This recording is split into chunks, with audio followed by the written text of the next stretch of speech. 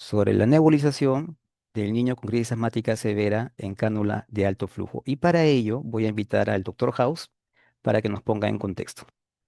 Mi asma.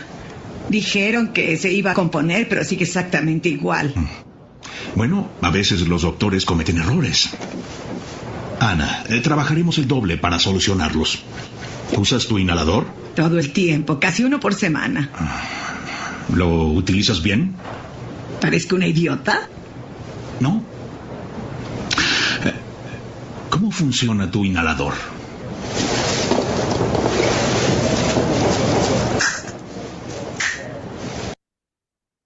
No hay duda que errar es humano. Y no importa qué tan convencidos estemos que lo que estamos realizando es correcto, a veces es posible que nos estemos equivocando.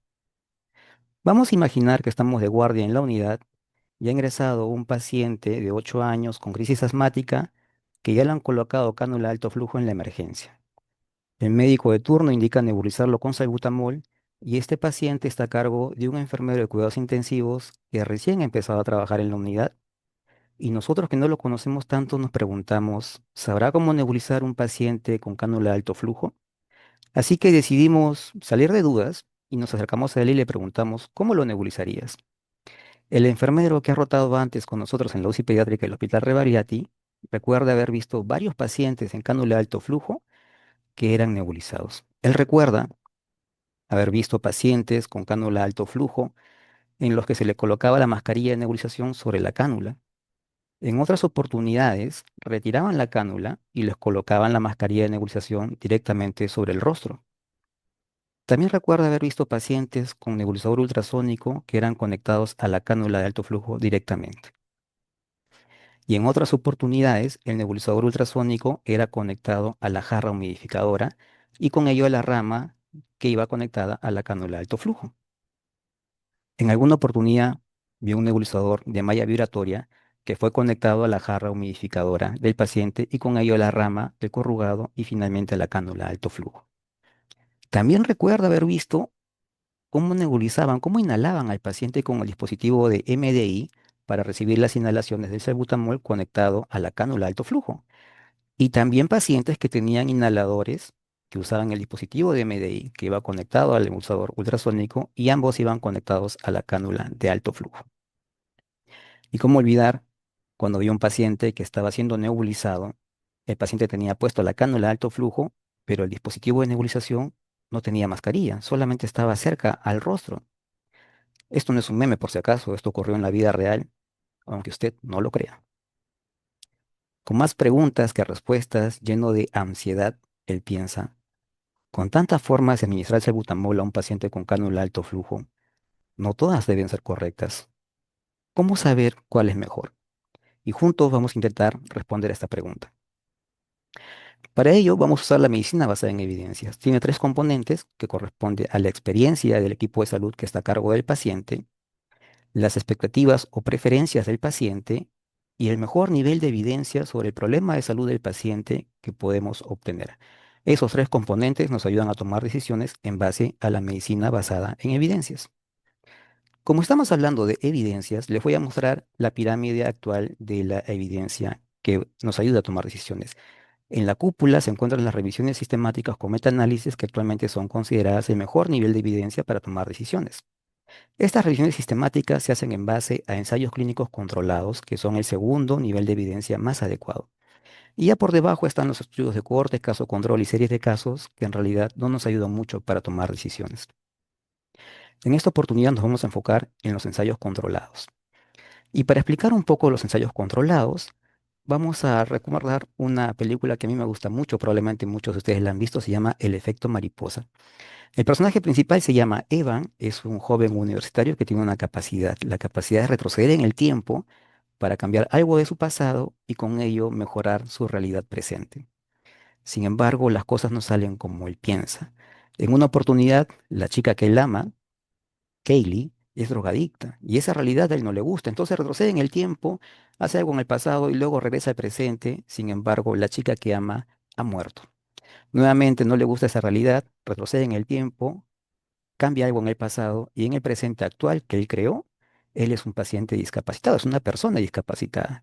Nuevamente retrocede en el tiempo, regresa al presente y su madre tiene cáncer. Entonces, él se da cuenta que todas estas situaciones van empeorando y finalmente decide cortar todo desde el inicio. Y es que cuando conoció a Kaylee eran niños y ella empezó teniendo ese contacto con él, él empezó a tener estas situaciones. Entonces decide nunca conocerla, alejarse de ella y finalmente en el presente cada uno busca su felicidad por separado. Como siempre los hombres buscando todo lo posible para que ellas sean felices, aunque sea a costa de nuestra ausencia. Aunque yo me parezca mucho a Eva, yo no tengo la capacidad para retroceder el tiempo y cambiar algo del pasado para mejorar el presente.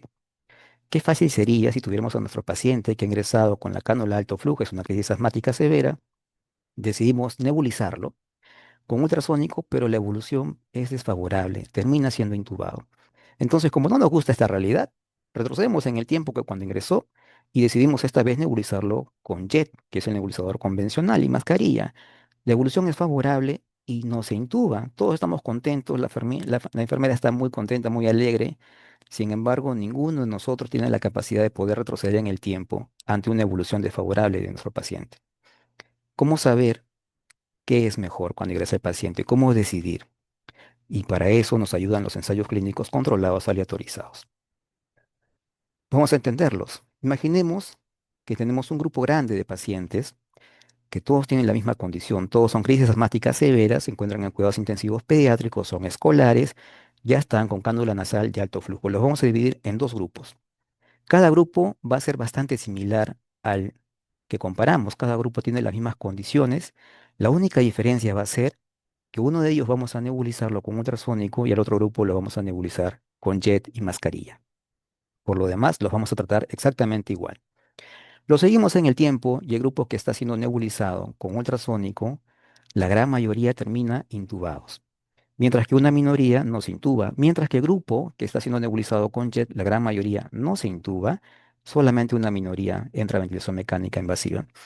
En base a este ensayo clínico, podríamos deducir que el riesgo de intubarse de un paciente pediátrico escolar en cuidados intensivos con crisis asmática severa con cánula nasal de alto flujo es menor cuando es nebulizado con jet y mascarilla en comparación a que cuando es nebulizado con ultrasónico. De tal manera que si tenemos un paciente de estas características, una crisis asmática severa con cánula nasal de alto flujo en una unidad de cuidados intensivos pediátricos, sería razonable optar por nebulizarlo con jet y mascarilla. Este ensayo clínico no existe por si acaso. Una vez entendido en qué consiste el ensayo clínico, estamos hablando de nebulizaciones y para ello tenemos que hablar un poco del salbutamol. El salbutamol es un beta 2 agonista que actúa sobre el músculo liso de la vía aérea. Conforme se va ramificando la vía aérea y se hace más periférica, más distal, más pequeña, tiene mayor componente de músculo liso. Es por ello que el salbutamol actúa mejor ahí porque actúa sobre el músculo liso, a diferencia de la vía aérea superior. Para conseguir llegar a esta vía aérea pequeña, las partículas deben medir entre 1 y 5 micras. Entonces, ¿cómo conseguimos que el salbutamol tenga esas dimensiones? Tenemos tres opciones: el nebulizador en jet o mascarilla, el ultrasónico y el de malla vibratoria. El de nebulizador de jet o neumático o de mascarilla, que es el convencional, el que conocemos todos, utiliza un flujo de aire a gran presión que en contacto con la solución del salbutamol es convertido a aerosol. El nebulizador ultrasónico utiliza un dispositivo que se llama piezoeléctrico. Este dispositivo convierte la energía eléctrica en vibraciones de alta frecuencia y en contacto con la solución del salbutamol lo convierte en aerosol.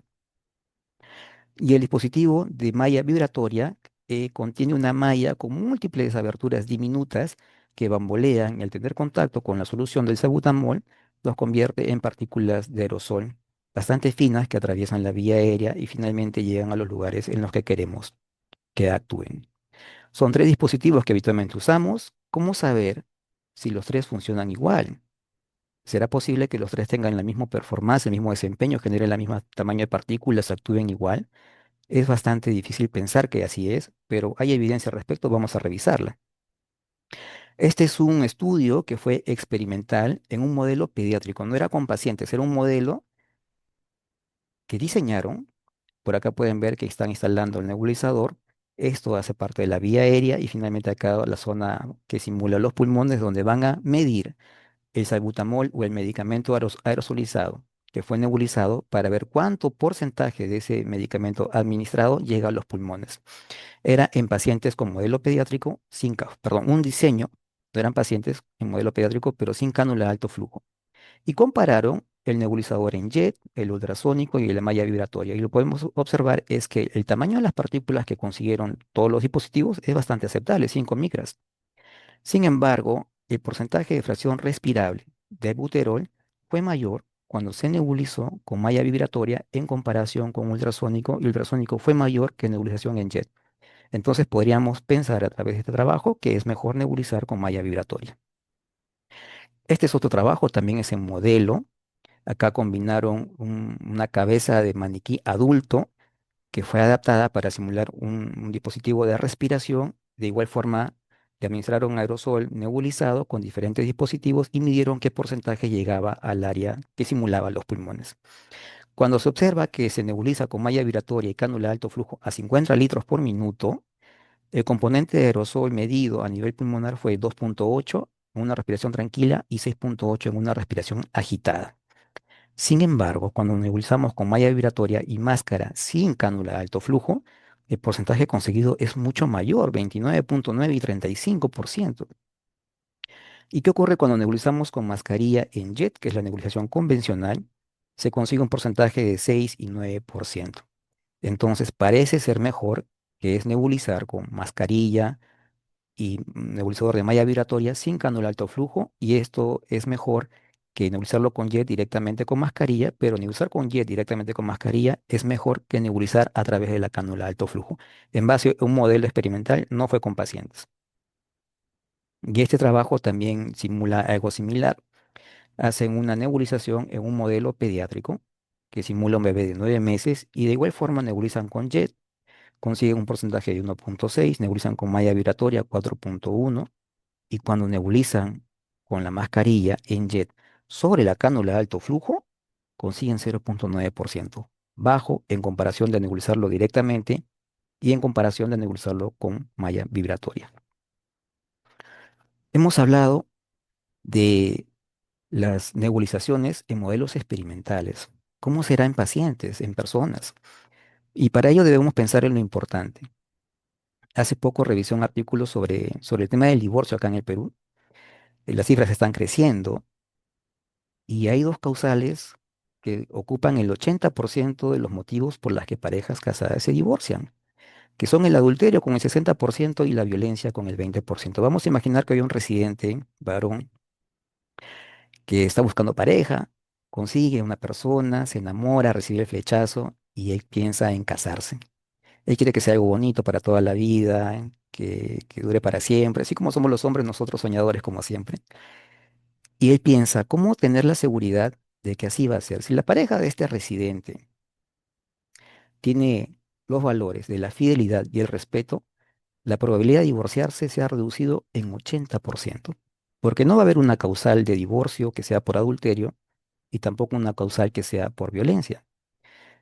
Sin embargo, si la pareja de este residente no tiene esos valores, la probabilidad de divorciarse va a ser de 80%, porque las estadísticas mencionan ello. Y hay que pensar en lo importante entonces. Y con nuestro paciente que está en cánula de alto flujo, ¿cómo saber qué es lo importante? Si es que yo le aplico un tratamiento, yo debería buscar que disminuya mortalidad. Si mi paciente está intubado, con mi tratamiento que estoy aplicando, debería buscar que disminuya el tiempo de ventilación mecánica. Si no está intubado, con lo que yo haga, debería intentar evitar la intubación. Si es que mi paciente ya está en cuidados intensivos, todo el esfuerzo que hagamos debería buscar sacarlo pronto de la unidad, darle de alta pronta. Y si está hospitalizado con otro ambiente, siempre debemos buscar con lo que podamos hacer en tratamiento disminuir su estancia. Y finalmente, pero no menos importante, debemos buscar siempre evitar costos altos. No deberíamos aplicar un tratamiento caro que se puede conseguir unos resultados similares con otro tratamiento más económico. Entonces, con ese pensamiento de pensar en lo importante, en lo realmente importante, vamos a ver qué dice la evidencia con respecto a las nebulizaciones. Este trabajo compara el nebulizador en jet y de malla vibratoria en pacientes pediátricos con crisis asmática sin cánula de alto flujo. No compara jet contra malla vibratoria, compara el antes de nebulizarlo con jet y después, y el antes de nebulizarlo con malla vibratoria y después. Y se consigue resultados similares. La saturación no cambia, pero el score de severidad en pacientes mayores de 2 años y menores de 2 años mejora con ambos dispositivos. Entonces, podríamos pensar que con ambos hay una respuesta positiva. Ese trabajo es interesante. Hacen algo similar, comparan la nebulización de JET con malla vibratoria, las comparan entre sí en ellas dos, pero en pacientes adultos sanos. No eran pacientes, en realidad eran voluntarios, en los cuales los nebulizaron con malla vibratoria y también con JET, con un dispositivo, con un medicamento que tenía marcado con tecnesio 99. Luego de nebulizarlos con ambos dispositivos, les hicieron una tomografía de baja resolución para ver qué porcentaje llegaba a los pulmones. Y lo que se observa es que los voluntarios que fueron nebulizados con malla vibratoria tuvieron un mayor porcentaje de concentración pulmonar a diferencia de los que fueron nebulizados con JET. Entonces, malla vibratoria parece ser que consigue mejor concentración pulmonar a diferencia del JET. Sin embargo, ¿será necesario que tengamos que nebulizar siempre? Hay otra forma de poder hacerlo. Y esta revisión sistemática con metaanálisis de la librería Cochrane compara inhalar beta 2 agonista versus nebulizar. Y cuando evalúa el resultado de admisión hospitalaria, no hay diferencia para los adultos, pero sí hay una tendencia a disminuir la hospitalización cuando el paciente pediátrico es inhalado en la emergencia en comparación de ser nebulizado. Es decir, si yo tengo al paciente en la emergencia pediátrica con una crisis asmática, si yo opto por inhalar, le voy a disminuir el riesgo de ser hospitalizado en comparación de nebulizarlo. Sin embargo, es una tendencia, no fue estadísticamente significativo, pero sí hay una tendencia que se observa que es importante. Y cuando se evaluó el resultado de la permanencia en la emergencia, se obtuvo mejores resultados inhalando que nebulizando. El paciente que fue inhalado tuvo menor estancia, menor tiempo en la emergencia en comparación a aquellos que fueron nebulizados. Entonces, inhalar es una buena opción, obviamente con aerocámara. El detalle está en que no tenemos suficiente evidencia para saber qué es lo mejor para un paciente pediátrico con crisis asmática que está en cuidados intensivos. No hay suficientes estudios que respalden las decisiones a tomar. Y peor aún, para pacientes que son con crisis asmática severa, con cánula nasal de alto flujo en cuidados intensivos. Porque si ya tenemos problemas con lo primero, más aún cuando les colocamos la cánula de alto flujo, porque no hay trabajos que sean serios, con una suficiente metodología que respalden las mejores decisiones a tomar en este grupo de pacientes. Entonces la pregunta que nos haríamos es, ¿pero es necesario tenerlo en cánula de alto flujo? ¿En verdad hay un beneficio colocarle la cánula de alto flujo al paciente pediátrico con crisis asmática severa? Vamos a ver qué dice la evidencia y pensando lo importante. Este es un estudio que comparó pacientes con crisis asmática adultos que fueron, que le colocaron el oxigenoterapia con alto flujo y con bajo flujo. Y lo que reportan es que lo que concluyen es que hay una mejoría de la frecuencia cardíaca y de la frecuencia respiratoria a favor de la cánula de alto flujo. Sin embargo, quiero que vean unos detalles. Acá está la frecuencia cardíaca en veces por minuto. Cuadradito es bajo flujo, bolita es alto flujo y efectivamente se ve que alto flujo consigue menos frecuencia cardíaca a las 24 y 48 horas. Sin embargo, por acá está el 100, por acá está 150, acá la mitad 125, acá será las 24 horas 110, por ahí aproximadamente, y el otro será un 120. 110 contra 120, aunque estadísticamente haya diferencia, pero será clínicamente relevante, en verdad va a haber una mejoría, y peor aún a las 48 horas cuando esta distancia se aproxima. Yo no creo que eso sea un resultado clínicamente relevante. Lo mismo ocurre con la frecuencia respiratoria. A las 24 y 48 horas hubieron diferencias desde el punto de vista estadístico, pero este caso es peor aún. Vean, acá está 20 respiraciones por minuto, acá 30, acá será 26 contra 28 aproximadamente, y acá tal vez 24 contra 28. ¿Habrá diferencia clínica que sea importante cuando un paciente mejora 4 puntos aplicando la terapia alto flujo? Yo pienso que no. Y cuando se valoró el mismo estudio, lo que es realmente importante fue igual. Tanto con alto flujo como con terapia convencional de bajo flujo, tuvieron la misma proporción de pacientes intubados, días hospitalizados y dependencia de oxígeno en días. Fue igual. Este trabajo es chileno. Evaluó de una manera similar pacientes pediátricos con crisis asmática moderada y severa en una emergencia pediátrica. A un grupo le colocaron alto flujo y al otro grupo terapia de oxígeno convencional. Y lo que se observa es que no hubo diferencias ni en el score de severidad, ni en el esfuerzo respiratorio, ni en la frecuencia respiratoria, ni en la saturación de oxígeno. Fue igual colocarlos a los pacientes con alto flujo en comparación a bajo flujo. Pero obviamente colocando alto flujo, los costos son mayores. Y este trabajo es español, evaluaron lo mismo en una emergencia pediátrica y no encuentra diferencias ni en la frecuencia respiratoria, ni en la frecuencia cardíaca, ni en la SAFI, pero sí concluye que hubo diferencias a favor del alto flujo cuando evaluaron el score pulmonar. Sin embargo, vamos a analizar la figura. El score pulmonar es el score de severidad de las crisis asmáticas. Se puntúa hasta 9 de 0 a 9, de 6, de 4 a 6, incluido el 4 e incluido el 6, son crisis asmáticas moderadas y tiene tres componentes: la frecuencia respiratoria, las sibilancias y el esfuerzo respiratorio a nivel del tiraje supraesternal. Cuando se evalúa el score pulmonar, la frecuencia respiratoria es objetiva porque yo mido una frecuencia de 30, mi colega va a tomar el cronómetro, va a encontrar 30 y la otra persona similar. Eso va a ser objetivo, difícilmente vamos a variar. Sin embargo, la ocultación de las sibilancias y la evaluación del esfuerzo respiratorio es algo subjetivo. A mí me puede parecer que tiene una puntuación como de 3 y de repente a mi colega como de 2. Entonces no es tan objetivo a diferencia de la frecuencia respiratoria. Y ese score en la puntuación respiratoria pudiera haber influido para que sea ligeramente mejor la cánula de alto flujo. Y por otro lado, lo que reportan son números. Sin embargo, vean acá, 4, 5, 6. Y acá este se ubica en el 5.5 y en el 6 y acá de repente en el 5.4 y acá en el 5.7 y acá incluso más próximo. Entonces, salen decimales porque en realidad han aplicado una mediana. Sin embargo, los números son enteros en la evaluación. En todo caso, se consideran crisis moderadas, es decir, tanto con alto flujo como con bajo flujo se consideran que los pacientes estén en una crisis moderada, aunque los números sean estadísticamente significativos. En consecuencia, no es relevante. La guía china, que es la guía más importante probablemente para el manejo de asma, en el capítulo del manejo de las exacerbaciones pediátricas, para el oxígeno recomienda usar cánula nasal o máscara, no habla de alto flujo, y para la administración de beta 2 agonistas recomienda inhalar con aerocámara de salbutamol y en un nivel de evidencia A. Vamos a ver un poco de cómo nos ha ido nosotros en los últimos 3 años, del 2022 al 2024. Hubieron 66 ingresos con crisis asmática.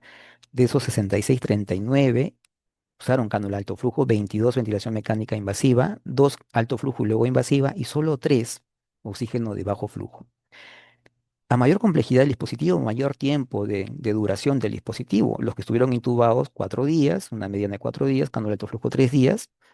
Y a mayor mayor tiempo de uso del dispositivo, mayor tiempo de estancia en la unidad. Pero vean un detalle, aquellos que fueron intubados tuvieron 7 días en comparación de los que solamente usaron alto flujo, que fueron una mediana de 4 días. Pero si es que el paciente usaba oxígeno de bajo flujo, solamente estuvo 2 días. Podríamos pensar que los que usaron oxígeno de bajo flujo fueron menos complejos, tuvieron una menor severidad.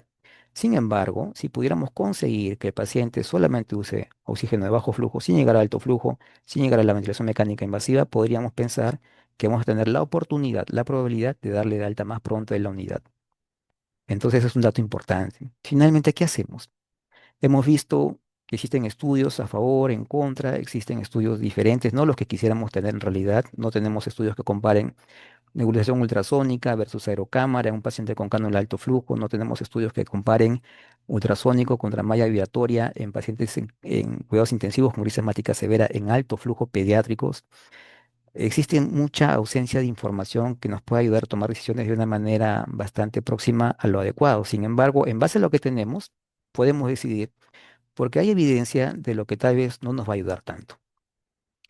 Esta es una propuesta de algoritmo. Existen varios algoritmos en adultos y pediátricos.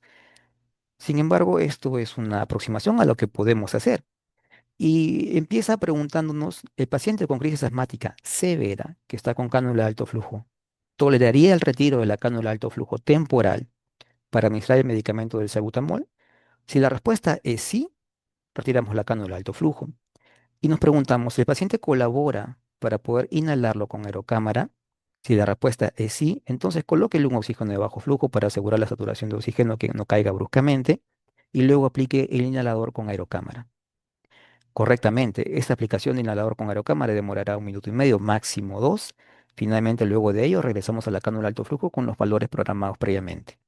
Si el paciente no colabora para aplicar correctamente el inhalador con aerocámara, entonces podemos optar en nebulizarlo con jet.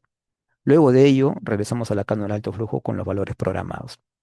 Si el paciente no tolera el retiro de cánula de alto flujo, porque se agita, desatura, se le ve mal, entonces lo que se sugiere es reducir el flujo al 50%. Y la siguiente pregunta es, ¿tenemos el dispositivo de nebulizador con malla vibratoria? Si la respuesta es sí, lo nebulizamos con malla vibratoria y luego regresamos los valores de la cánula de alto flujo a lo que estaba programado previamente. Y si la respuesta es no, no contamos con el nebulizador de malla vibratoria como nuestra unidad, nuestra realidad, lo nebulizamos con jet de manera convencional y luego de ello lo regresamos a los valores previos de la cánula de alto flujo. Acá quiero hacer dos comentarios brevemente. El primero es que la tolerancia del retiro de la cánula de alto flujo yo pensaría que debe ser bastante aceptable.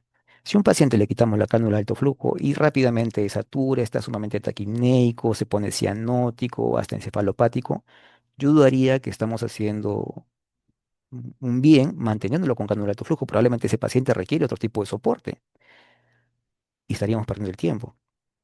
Y otro comentario es que el dispositivo de malla vibratoria es un dispositivo costoso. A diferencia del dispositivo nebulizador en jet, es caro. Existen dos tipos. Uno es reusable, que cuesta mucho más que el que solamente es para usar en un solo paciente. Entonces, es algo caro y como les he enseñado, no hay una diferencia que sea muy relevante para decidir tal vez invertir en ello, al menos hasta ahora. Probablemente existen futuros estudios que nos puedan dar mejores luces a futuro. Yo pienso que el sabutamol prefiere el bajo flujo al alto flujo y la verdad que no lo culpo, hasta lo comprendo en realidad. Cuando se empezó a usar la cánula de alto flujo, empezó más como una moda a hacer un dispositivo que haya demostrado previamente, antes de usarse, beneficios en pacientes, y más aún en el paciente asmático pediátrico. Entonces, en base a la evidencia que tenemos hasta el momento, no ha demostrado ni reducir intubación, ni reducir estancia, ni días de oxigenoterapia en los pacientes con crisis asmática severa, al menos hasta el momento. Por lo tanto, decidir usar bajo flujo en un paciente de estas características podría ser una opción razonable, obviamente monitorizando todo lo que corresponde hacer. Estos son los lugares en los que trabajo. No he tenido ningún conflicto de interés para esta ponencia. Yo no promociono ningún tipo de dispositivo de cánula de alto flujo, no promociono ninguna marca en especial de nebulizadores. Mi único interés es poder mejorar nuestra actuación en conjunto con los pacientes que tenemos a nuestro cargo, porque de esa manera el beneficio finalmente va a ser para nuestros pacientes y es lo que todos queremos. Y siempre es importante recordar que aunque estemos pensando que lo que estamos realizando es correcto, a veces nos podemos equivocar. Eso es todo lo que le quería presentar. Me quedo con ustedes para las preguntas. Voy a pausar la grabación